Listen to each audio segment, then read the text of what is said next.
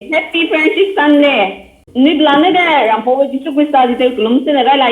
to every one of you in Jesus' name, the greatest friend of all. Thank you so much, ZCB Church Bangalore and our pastor for giving me this opportunity to share on this very special day. Friendship Day, so I'll be sharing a few thoughts in line with this. Friendship.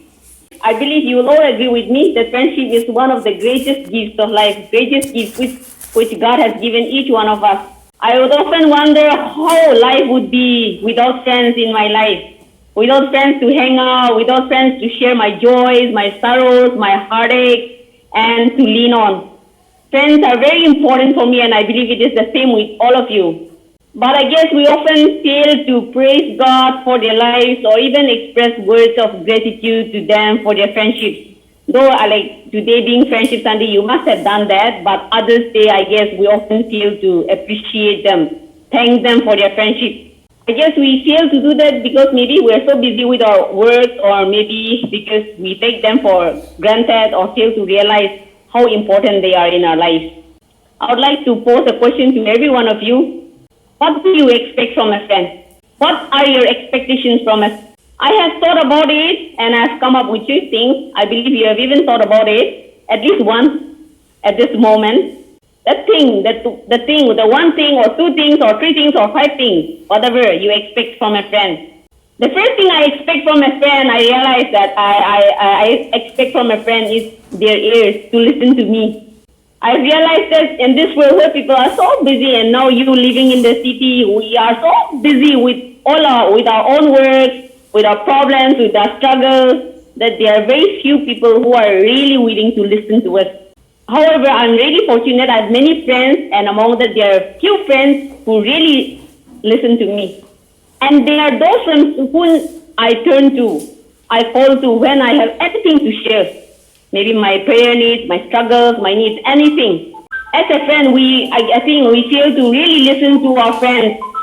Instead of listening to them, when friends share their struggles or share their concerns with us, before they could even finish sharing their concerns, we are like eager to give our solution, no? Answer paragraph, to give our advices, and sometimes it can be so frustrating when they don't really listen to our problems and they end up giving advices. So I believe that as a friend, it is very important for us to really listen to our friends, and what I want from a friend is someone who will really listen to me, someone who will really lend their ears to me.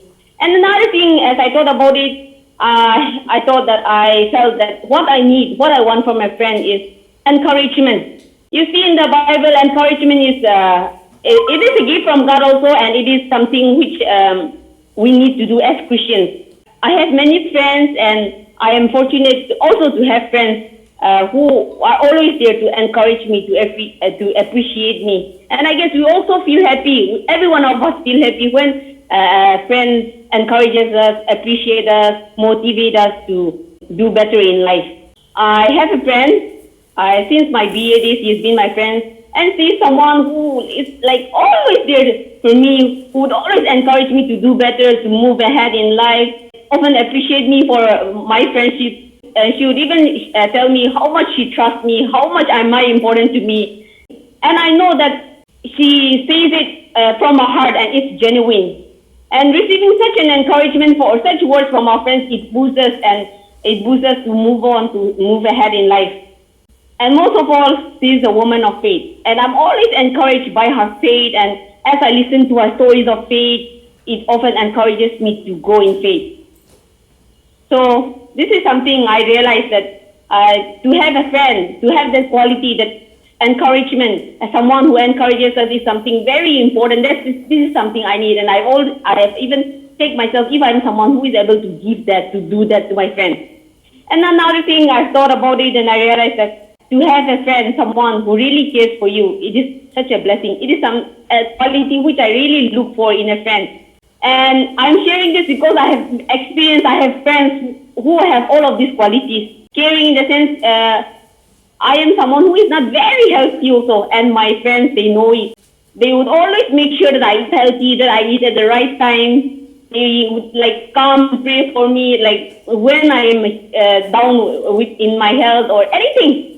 Or a caring friend is someone like when I need someone, when I need help, maybe to find a book, the friend is always willing, always ready to help me to find out for me, or anything else which I can't do. They are always there to help me. And to have such a friend is such a blessing. And I thought about it. There's so many things, but again, one quality which is very important for me is a friend who really prays for me. And I'm truly grateful to God for blessing me with many friends who actually pray for me. And see, I realized that one of the benefits of studying theology is that we get so many friends who actually pray for you, who really pray for us.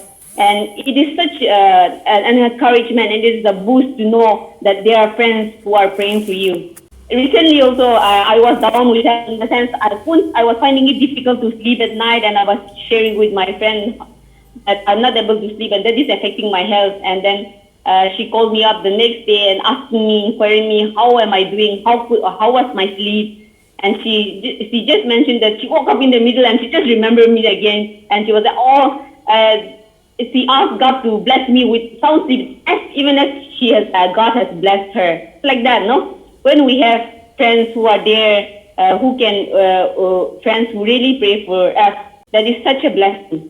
And that is one quality which I look for. And when we know that that friend really prays for you, is actually praying for you, we always turn to them. We always turn to them, and anytime we need their support, anytime we need their support to prayers. Yes, as someone said, to have a praying friend is one of the greatest gifts from God. I remember a friend who was dying of cancer. It seems she shared with one of my friends that she said that in her dying bed, to realize that there are so many friends who are there to hang out with you and have fun with you, but very few friends who actually pray for you in times of struggle. And I believe this is very true. I believe that if all of us have these qualities in us, our friends will be among the most fortunate and blessed ones. Jesus said that there is no greater love than one who lays down his or her life for one friend. John chapter 15, verse 13. However, this is something I guess we often fail to do for our friends. We expect so much from friends, but we give so less to our friends. To actually die, physical sacrifice is not an easy thing. But there are people who do for their friends, and we salute them for that. And we are amazed by the love they have for their friends. People often say this word, oh, I just love him, or I just love her to death. What do we mean by that? I guess we mean we really love him a lot, I really love him a lot, or I really love her a lot. But to that, I don't know if you have heard of this story, one boyfriend and a girlfriend, all Dana folk tales. The boyfriend and girlfriend, they really loved each other and they wanted to get married, but their parents were against them. So they decided to die together. And they went up on a mountain top and they decided to jump off. And maybe they say 1, 2, 3, I don't know what they say. They decided to jump off together, and the girl jumped off first, but the boy, he got scared and he didn't jump off. It's like that, to die for a friend, physically to die for a friend, to really die, it's not an easy thing. But what does it mean to lay down our life for our friends? Is Jesus calling us to do something spectacular or dramatic? I don't think so, or I don't know. But in fact, living out this command, laying down our life, involves the ordinary, involves the everyday life. Who knows, we might someday have the opportunity to die for our friends, to literally lay down our life for the sake of another.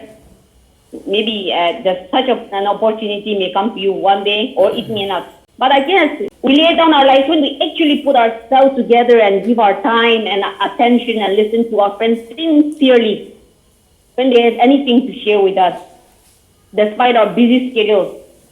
I guess we lay down our lives when we shut off our jealousy, evil characters, and strive to become a better human being so that we may be an example to them, so that we may be able to inspire them to live better lives. I guess we lay down our lives when we go out to help a friend in need, even when we are tired or even when we just want to relax. We lay down our lives when we choose over and over again to live in forgiveness towards someone who has hurt us. And yes, to genuinely pray for a friend is not an easy thing. How many of us actually really call out the names of our friends and pray for them, remembering their needs? Physical needs, emotional needs, spiritual needs, whatever. Are you such a friend that your prayer is having an impact in the life of your friends? Do you really take out time to really sincerely pray for your friends? Some of your friends must be away from God. Do you really pray for them so that God may work in their lives, that God may transform them?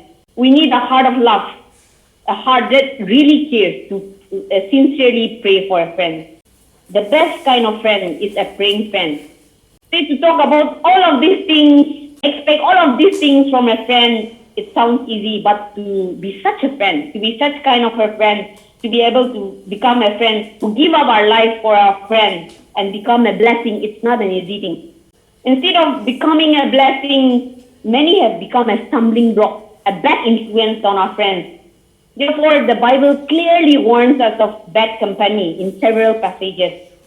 We find in Corinthians, bad company corrupts, ruins good morals.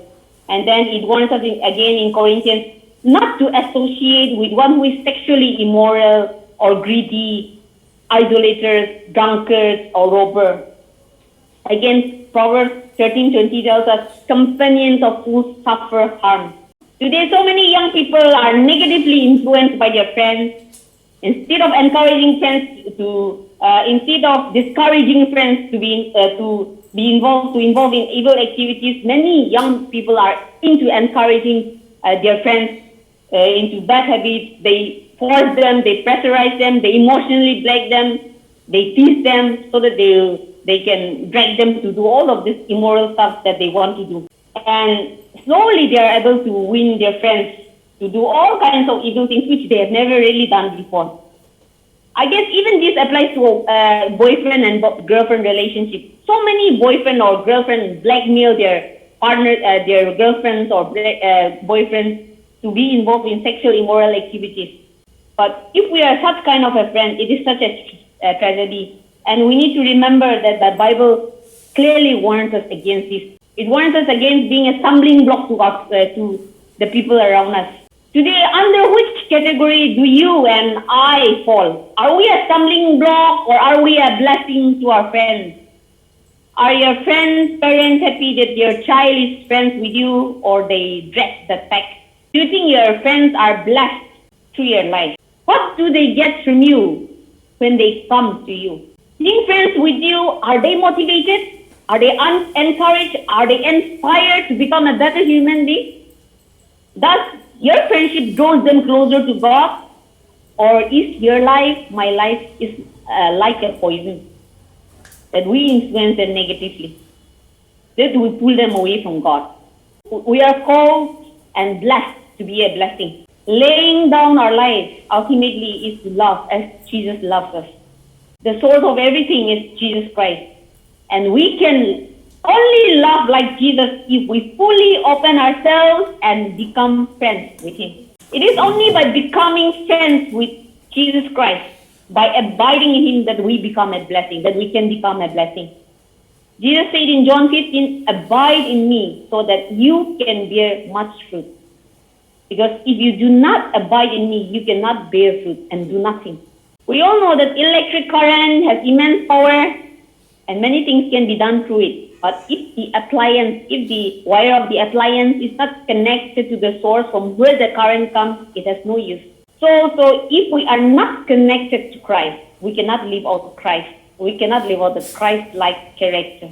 Just as a tree bearing much fruit is noticed by everyone, it amazes people and brings joy to people, so also if you and I abide in Christ, we will bear much fruit, and people will notice, take note of the fruit, and people will be blessed through your life and through my life. In addition to becoming a blessing, abide in Christ, because it is only in Him we find a perfect friend. Being human, you and I are imperfect. We are all striving towards perfection.